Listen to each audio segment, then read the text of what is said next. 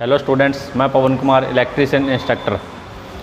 अपने ट्रांसफार्मर का जो चैप्टर किया था उस पे बेस्ड ट्रांसफार्मर बेस्ड क्वेश्चन करेंगे। जो ट्रांसफार्मर की अपने ट्रांसफॉर्मेशन रेशो किए थे, क्या होते हैं, ES बटा में EP। ट्रांसफॉर्मेशन रेशो जो होते हैं वो क्या बताए थे आपको, ES बटा में EP बराबर NS बटा में NP बराबर IP बटा में IS बराबर ZS बटा में ZP का अंडर रूट। ये क्या होते हैं ट्रांसफार्मर के ट्रांसफॉर्मेशन रेशो। ES क्या होता है, सेकेंडरी में पैदा होने वाला विद्युत वाहक बल। EP होता है प्राइमरी में पैदा होने वाला विद्युत वाहक बल। NS सेकेंडरी में टर्नों की संख्या। NP प्राइमरी में टर्नों की संख्या। IP प्राइमरी में बहने वाली धारा। IS सेकेंडरी में बहने वाली धारा। ZS जो प्रतिबाधा होती है, सेकेंडरी वाइंडिंग में प्रतिबाधा यानी कि इम्पीडेंस, और ZP प्राइमरी में प्रतिबाधा। ये जो होते हैं ये क्या कहलाते हैं, ट्रांसफार्मर के ट्रांसफॉर्मेशन रेशो। इस पे बेस्ड अपने क्वेश्चन करते हैं। देखो जो क्वेश्चन गिवन अपने को, एक 3 फेज डेल्टा स्टार कनेक्शन। कौन सा कनेक्शन है, डेल्टा स्टार कनेक्शन। एक 3 phase delta star 11,000/200 volt transformer की सेकेंडरी वाइंडिंग में प्रति फेज 40 टर्न है। ठीक है, तो प्राइमरी वाइंडिंग में प्रति फेज टर्नों की संख्या ज्ञात करो। अब इसमें अपने को ये देखना है भी इनमें से कौन कौन सी जो है चीज़ें अपने को गिवन है, उनको अपने एक साइड में लिखेंगे, और कौन सी चीज़ अपने को फाइंड करनी है, कौन सी वैल्यू अपने को फाइंड करनी है। तो इस जो ट्रांसफॉर्मेशन रेशो इस पे बेस्ड ये क्वेश्चन है। तो एक ये 3 फेज ट्रांसफार्मर है और इसकी जो ये वाइंडिंग है ये प्राइमरी होगी और ये कौन सी होगी, सेकेंडरी। तो एक तरीके से ये 11,000/400 वोल्ट ये कौन सा ट्रांसफार्मर हो गया, स्टेप डाउन ट्रांसफार्मर, क्योंकि 11,000 को किस में बदल रहा है, 400 वोल्ट में। हाई वोल्टेज को लो वोल्ट में बदल रहा है, तो ये स्टेप डाउन ट्रांसफार्मर हो गया, यानी कि अपने को एक स्टेप डाउन ट्रांसफार्मर दिया हुआ है। तो सबसे पहले ये डेल्टा, ये जो अपने को दी होती है ये होती है लाइन वोल्टेज, ये लाइन वोल्टेज, और ये भी कौन सी होती है, लाइन वोल्टेज। तो ये जो वाइंडिंग है ये किस में कनेक्टेड है, डेल्टा में, डेल्टा में। और डेल्टा जो होता है उसमें लाइन वोल्टेज और फेज वोल्टेज क्या होती है, सेम रहती है। ठीक है, तो लाइन वोल्टेज सेम और वोल्टेज क्या होती है, सेम रहती है। तो ये वैल्यू होगी अपने पास EP की। EP की वैल्यू अपने पास कितनी दी हुई, 11,000 वोल्ट। ठीक है, ये है 400 वोल्ट। अब ये जो सेकेंडरी वाइंडिंग है ये किस में कनेक्टेड है, स्टार में।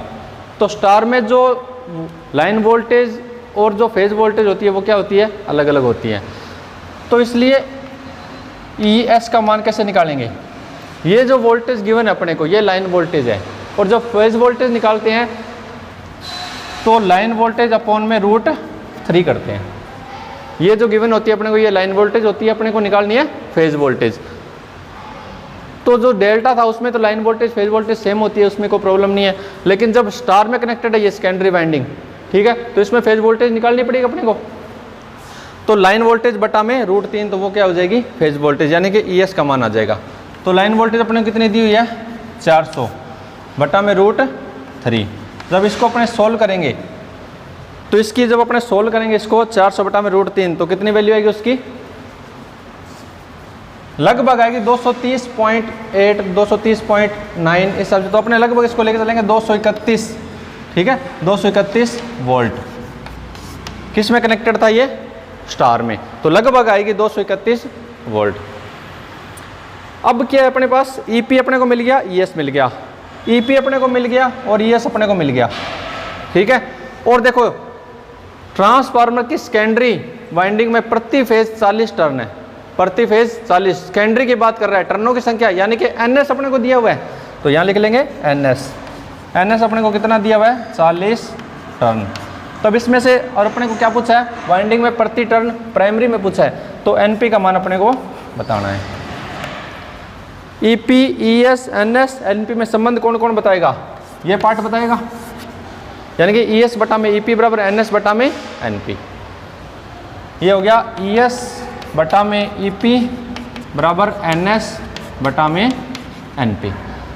ES की वैल्यू अपने को पता है 231 वोल्ट, EP की वैल्यू अपने को पता है 11,000 वोल्ट, NS की वैल्यू अपने को पता है 40 टर्न, NP की वैल्यू अपने को पॉइंट पे क्रॉस मल्टीप्लाई करेंगे तो NP की क्या वैल्यू आएगी, NP बराबर क्या होगा EP इंटू में NS बटा में ES। EP की वैल्यू अपने पास है, NS की है और ES की, इसकी वैल्यू इसमें फॉर्मूले में रखेंगे तो अपने को आंसर मिलेगा। तो NP बराबर देखो EP का मान कितना है प्राइमरी में 11,000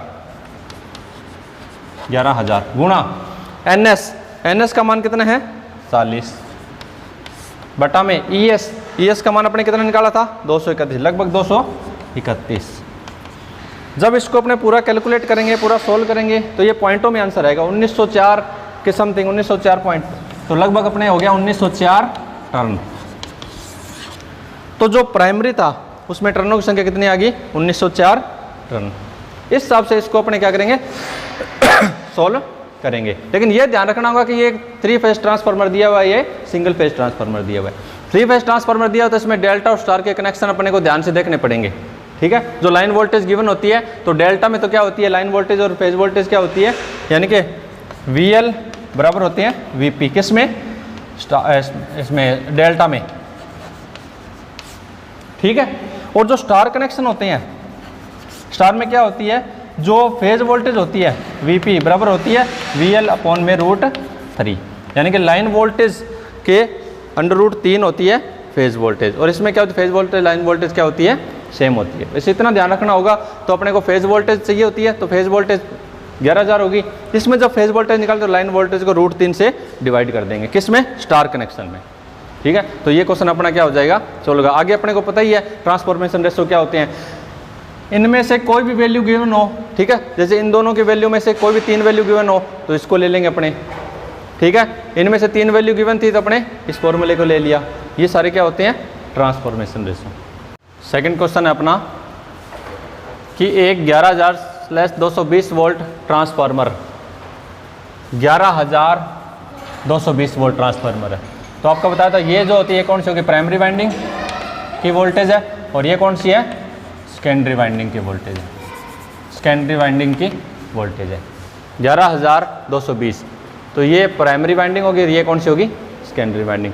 वोल्ट ट्रांसफार्मर की सेकेंडरी में 25 टर्न है, सेकेंडरी में टर्नों की संख्या ये है, तो प्राइमरी में टर्नों की संख्या ज्ञात करो। तो ये एक सिंगल फेज ट्रांसफार्मर हो गया, तो इसमें 11,000 तो प्राइमरी है, तो यानी कि EP का मान कितना दिया अपने को 11,000 वोल्ट, ठीक है। प्राइमरी में 11,000 वोल्ट, क्योंकि सिंगल फेज ट्रांसफार्मर है, कोई स्टार डेल्टा कनेक्शन नहीं दिया अपने को, तो ये क्या हो गया 11,000 वोल्ट EP प्राइमरी में वोल्टेज। 220 यानी कि सेकेंडरी में विद्युत वाहक बल या वोल्टेज कितना हो गया 220 वोल्ट, ये सेकेंडरी में क्या होगी वोल्टेज होगी, विद्युत वाहक बल हो गया। ट्रांसफार्मर की सेकेंडरी में 25 टर्न है, टर्नों की संख्या सेकेंडरी में, यानी कि NS का मान अपने को दिया हुआ है, NS कितना है 25 टर्न। तो प्राइमरी में टर्नों की संख्या ज्ञात करो, ठीक है। प्राइमरी में पर फेज में टर्नों की संख्या ज्ञात, NP का मान अपने को क्या करना है फाइंड करना है। तो ट्रांसफॉर्मेशन रेशो अपने जानते हैं कि ES बटा में EP बराबर NS बटा में NP, आगे होते हैं I बराबर IP बटा में IS बराबर ZS बटा में ZP का अंडर रूट। लेकिन अपने को ये 4 वैल्यू ही चाहिए। ES अपने को दिया हुआ है 11,000 वोल्ट, EP अपने को दिया हुआ है 220 वोल्ट, NS अपने को गिवन है 25 टर्न और NP अपने को फाइंड करना है। तो यहाँ से NP की वैल्यू निकालेंगे, क्रॉस मल्टीप्लाई करेंगे, क्या होगा NS गुणा में EP बटा में ES, बस इसमें वैल्यू रखेंगे और अपना आंसर आ जाएगा। NS की वैल्यू कितनी दी हुई है अपने को, NS है 25 टर्न, 25 गुणा NP EP की वैल्यू कितनी है 11,000 डिवाइड बाय ES कितना दिया अपने को 220, कैंसल, कितना हो गया 2 7 125 कितना हो गया 1250 टर्न। तो टर्नों की संख्या अपने पास कितनी आ गई 1250। बस ये ध्यान रखना है कि जो 3 फेज ट्रांसफार्मर है या सिंगल फेज ट्रांसफार्मर है, 3 फेज ट्रांसफार्मर होगा तो उसमें अपने को स्टार डेल्टा कनेक्शन का ध्यान रखना पड़ेगा कि कौन सी वोल्टेज और लाइन वोल्टेज फेज वोल्टेज किस में सेम होती है किस में अलग अलग होती है। और बाकी ये जो अपना ट्रांसफॉर्मेशन रेशो होते हैं इन ये बहुत इंपॉर्टेंट है। ठीक है, यदि आपको मेरा वीडियो पसंद आए तो लाइक कीजिए, चैनल को सब्सक्राइब कीजिए और अधिक जानकारी के लिए नीचे दिए गए नंबरों पर कॉल या कॉन्टैक्ट कर सकते हैं। मिलते हैं एक नई वीडियो के साथ, तब तक के लिए जय हिंद जय भारत।